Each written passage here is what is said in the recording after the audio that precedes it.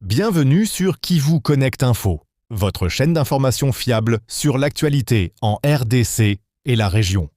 Aujourd'hui, vendredi 13 mars 2026, nous vous présentons un dossier complet sur l'intensification des opérations militaires de l'armée congolaise FARDC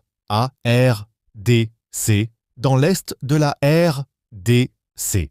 Ces opérations impliquent des frappes aériennes, des drones et le déploiement de sociétés militaires privées pour combattre le mouvement F-23, avec des conséquences importantes sur les civils et les infrastructures locales. Au cours du mois de février, l'armée congolaise a considérablement intensifié l'usage des drones et des frappes aériennes contre les positions de la F-23. Selon l'organisation ACLED, cette intensification a marqué une nouvelle phase dans les combats entre FARDC et F-23. Le 24 février, une frappe de drone a coûté la vie à Willy Ngoma, porte-parole militaire de la F-23, dans la zone de Rubaya, illustrant la violence de ces opérations. Les FARDC ont utilisé un arsenal avancé comprenant des drones chinois CH-4, des avions de chasse et des hélicoptères d'attaque, tout en faisant appel à des sociétés militaires privées telles que Vetus pour soutenir leur mission. L'objectif affiché était de neutraliser la direction de la F-23 et de réduire ses capacités opérationnelles dans l'est du pays. Face à ces frappes, la F-23 a elle aussi mené des attaques par drone sur les centres de commandement militaire de FARDC à Kisangani, démontrant que les affrontements ne se limitaient pas à une seule partie et qu'ils impactaient directement les infrastructures militaires et les zones habitées. Depuis le début de ces opérations, plusieurs villages ont été bombardés, provoquant la destruction d'habitations et la mort de civils. Le 11 mars 2026, une attaque de drone a visé la ville de Goma, entraînant la mort d'une humanitaire travaillant pour l'UNICEF ainsi que d'autres civils. Cet événement a été largement condamné par la communauté internationale et a renforcé les tensions entre les parties en conflit. Les populations locales, exposées à ces violences, ont été contraintes de fuir leur domicile. Certaines familles passant la nuit à la Belle Étoile ou se réfugiant dans d'autres localités, comme Baden-Gaïdo.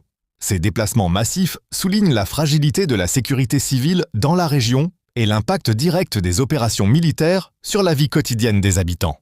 Parallèlement, dans le domaine de la gouvernance locale, le gouverneur de Kinshasa, Daniel Bumba-Lubaki, a rencontré le ministre d'État à la Justice pour discuter de mécanismes visant à renforcer l'organisation du système carcéral et améliorer les conditions de détention dans la capitale.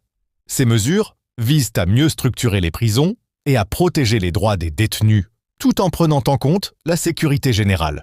Dans le domaine sportif, le président du TP Mazembe, Moïse Katumbi, a ordonné la remise en état immédiate du stade du club à Lubumbashi, après des dégâts importants causés par des supporters lors d'un derby. Les travaux de réparation ont été initiés rapidement pour permettre à l'équipe de jouer dans des conditions optimales et pour respecter les normes de la Confédération africaine de football, garantissant ainsi le bon déroulement des compétitions africaines.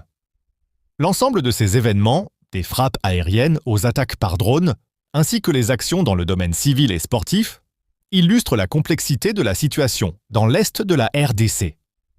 La combinaison de conflits armés, de déplacements de population et de la nécessité de maintenir les infrastructures et la gouvernance locale montre à quel point la région est confrontée à des défis multidimensionnels. En résumé, les opérations militaires de FARDC dans l'est de la RDC démontrent la gravité des conflits dans la région, mais elles constituent également un effort pour restaurer le contrôle et la sécurité.